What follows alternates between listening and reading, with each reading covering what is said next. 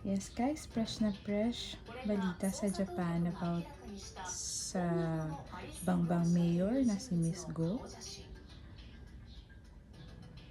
Pinapakita nga nila dito na magkaiba sila, may iba silang identity, and yung mga comments ng Japanese is hindi pa nga daw natin sure, mahabang proseso pa daw itong gagawin, kung siya ay isang spy or talagang Pilipino pa siya.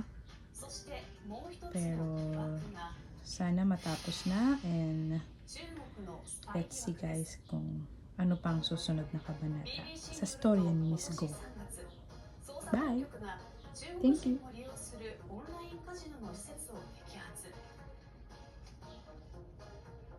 その施設があった土地の半分をグオ市長が